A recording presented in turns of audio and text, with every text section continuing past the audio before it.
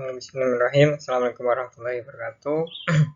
Alhamdulillahirrahmanirrahim. Wabihi nasta'in ala umri dawatin wa ala alihi washabihi ajma'in. Syukur atas kehadirat Allah Subhanahu wa taala yang telah memberikan rahmat taufik hidayahnya sehingga kita dapat mengikuti perkuliahan hari ini dalam keadaan sehat walafiat. Selanjutnya salawat dan salam kita curahkan kepada junjungan kita Nabi Agung Nabi Muhammad SAW yang telah bagi kita dari zaman jahiliyah menuju zaman Islamiyah dan yang kita nantikan sampai di yaumil qiyamah. Selanjutnya saya di sini Fauzan Mahmudi dari kelas Mahasiswa A semester 5 akan mempresentasikan mata kuliah ekonomi makro Islam dengan bab konsumsi dan investasi. Sebelumnya di sini kita akan mempelajari terkait konsumsi. Konsumsi merupakan tindakan perilaku ekonomi baik individu maupun kelompok dalam penggunaannya komoditas berupa barang maupun jasa untuk memenuhi kebutuhan. Sebenarnya mengapa kita harus mempelajari konsumsi? Pembahasan konsumsi sangat penting untuk analisis ekonomi jangka panjang maupun jangka pendek suatu negara. Secara agregat, konsumsi merupakan penjumlahan dari pengeluaran seluruh rumah tangga yang ada dalam suatu perekonomian. Dengan mengetahui total pengeluaran dari suatu perekonomian, maka akan dapat mengetahui beberapa masalah penting yang muncul dalam perekonomian, seperti pemerataan pendapatan, sumber daya perekonomian, dan masalah-masalah lainnya. Di sini berarti konsumsi sangat erat ya dalam kehidupan kita. Selanjutnya itu faktor-faktor yang mempengaruhi konsumsi ya. Yang pertama faktor ekonomi. Ada faktor ekonomi. Yang pertama itu faktor ekonomi. Ada faktor ekonomi yang dapat mempengaruhi tingkat konsumsi. Antara lain pendapatan rumah tangga, kekayaan rumah tangga, tingkat bunga, dan perkiraan akan masa datang. Yang kedua itu faktor demografi. Jumlah dan komposisi, yaitu jumlah dan komposisi penduduk juga akan berpengaruh pada besarannya tingkat konsumsi. Jumlah penduduk yang makin banyak akan memperbesar pengeluaran konsumsi secara menyeluruh, meskipun pengeluaran rata-rata per orang atau per keluarga relatif rendah. Faktor yang terakhir itu faktor non-ekonomi. Faktor non-ekonomi yang banyak berpengaruh terhadap besaran konsumsi adalah faktor sosial dan budaya masyarakat. Ini merupakan 3 faktor yang mempengaruhi konsumsi. Selanjutnya teori konsumsi. Di sini ada 4 teori konsumsi. Yang pertama teori dari J.M. Keynes, Irving Fisher, Franco Modigliani, dan Milton Friedman. Teori dari J.M. Keynes. Keynes berpendapat dalam teorinya Keynesian consumption function bahwa yang menentukan besaran pengeluaran rumah tangga saat ini baik perorangan maupun keluarga adalah pendapatan disposable saat ini.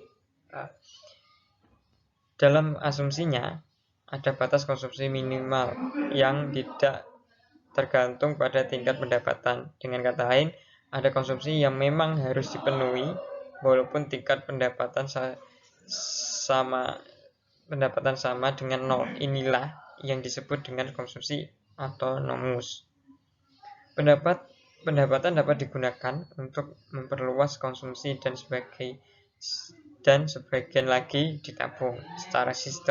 Secara matematis, hal ini dapat ditulis Y sama dengan C plus S, di mana Y yaitu pendapatan sama dengan C konsumsi ditambah S tabungan. Selanjutnya yaitu teori dari Irving Fisher.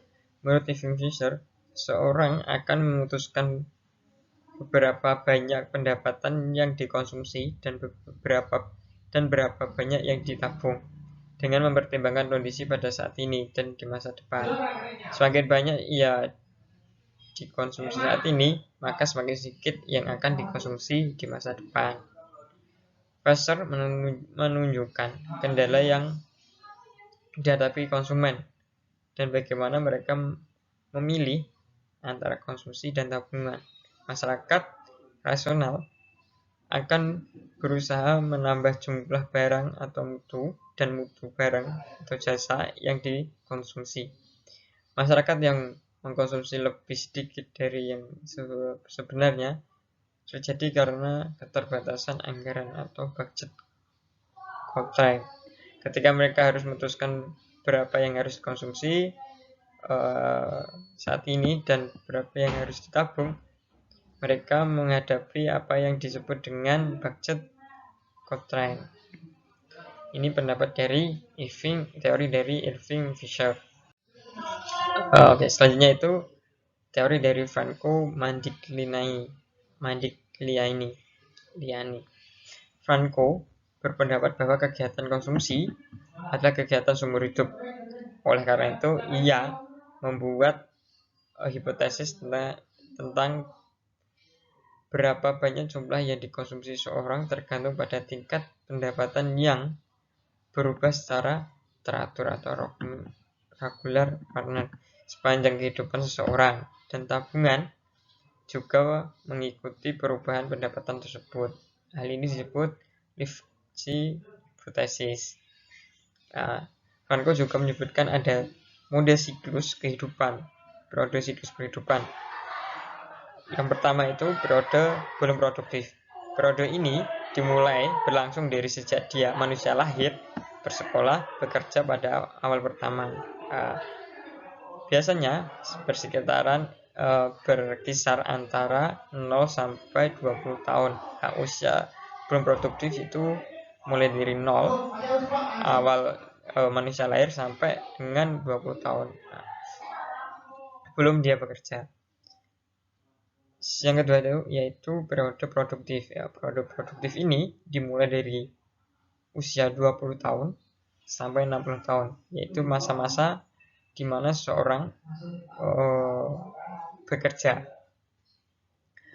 Selanjutnya yaitu periode tidak produktif lagi, di mana periode ini seorang tidak bisa bekerja ataupun karena menua berlangsung di atas umur 60 tahun. Nah, ini seseorang sudah dikatakan periode tidak produktif lagi. Yang selanjutnya itu teori dari Milton Friedman. Dalam hipotesisnya dikemukakan bahwa konsumsi tergantung pada pendapatan permanen seseorang. Yang dimaksud pendapat permanen ini adalah tingkat pendapatan rata-rata yang diharapkan akan diperoleh dalam jangka panjang. Sumber pendapatan permanen ini bisa berasal dari pendapatan upah atau gaji maupun dari non-upah atau misalnya uang sewa. Pendapatan permanen akan meningkat bila individu menilai kualitas dirinya baik dan mampu bersaing dengan orang lain untuk memperoleh pendapatan. Dengan keyakinan tersebut, maka harapannya akan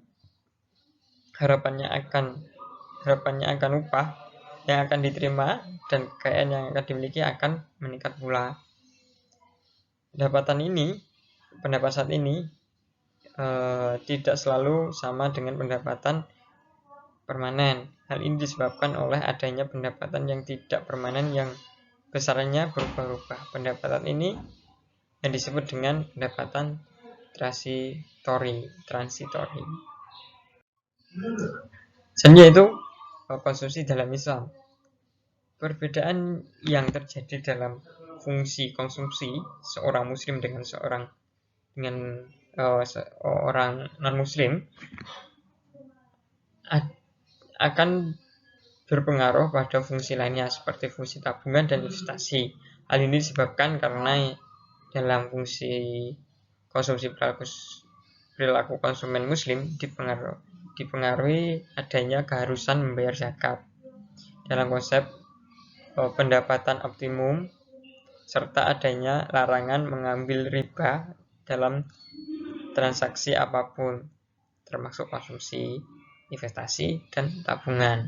Nah, ini yang membedakan konsumsi dalam Islam seorang muslim atau orang yang beragama Islam dengan non-muslim. Secara sederhana, alokasi pendapatan seorang muslim akan dapat diformulasikan sebagai berikut. Y min Z sama dengan C plus S plus I, di mana Y merupakan pendapatan, C konsumsi, S tabungan, I investasi, dan Z adalah zakat. Itu selanjutnya investasi. Investasi merupakan apa sih investasi itu? Investasi merupakan pengeluaran atau pembelanjaan para penanam modal atau perusahaan untuk membeli barang-barang, modal, dan perlengkapan produksi untuk menambah kemampuan memproduksi barang-barang jasa yang tersedia dalam perekonomian. Produksi barang-barang dan jasa-jasa ini akan memungkinkan perekonomian menghasilkan barang dan jasa yang lebih banyak di masa yang akan datang, dan juga untuk menggantikan barang-barang modal yang telah habis masa gunanya dan perlu didepresiasikan. Investasi perspektif Islam. Dalam surat Al-Baqarah ayat 268 dengan terjemah ayat, perumpamaan nafkah yang dikeluarkan oleh orang yang menafkahkan hartanya di jalan Allah dan serupa dengan sebutir benih yang menumbuhkan 7 butir pada setiap butir 100 biji. Allah melipat gandakan ganjaran bagi orang yang Dia kehendaki, dan Allah Maha luas karunia lagi Maha mengetahui. Ayat di atas secara implisit memberikan informasi akan pentingnya berinvestasi, di mana ayat ini menyampaikan betapa beruntungnya orang yang menafkahkan hartanya di jalan Allah.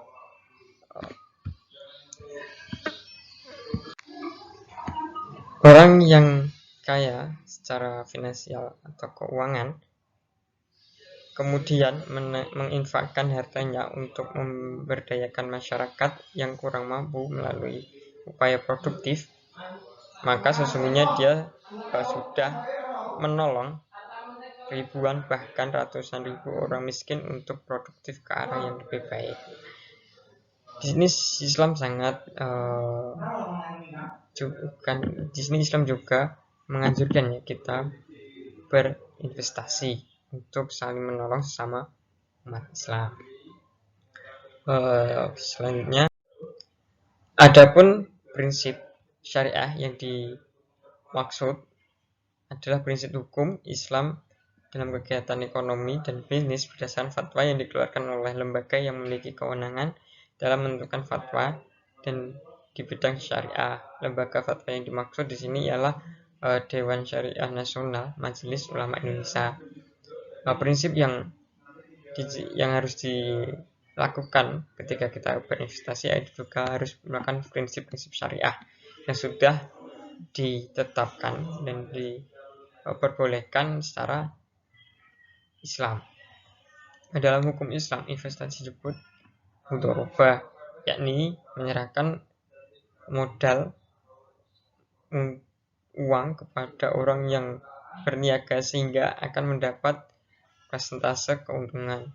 Para ulama sepakat bahwa sistem penanaman modal ini diperbolehkan. Dasar hukum dari sistem ini ialah ijma', yaitu kesepakatan para ulama dalam menentukan suatu hukum dalam negara berdasarkan Al-Quran dan hadis dalam suatu perkara yang terjadi. Di sini secara hukum Islam investasi disebut mudharabah atau berhasil seperti itu. Mungkin cukup itu yang bisa saya sampaikan, dan kurang lebihnya saya maaf. Bila ada salah kata, saya mohon maaf. Wallahul muwaffiq. Assalamualaikum warahmatullahi wabarakatuh.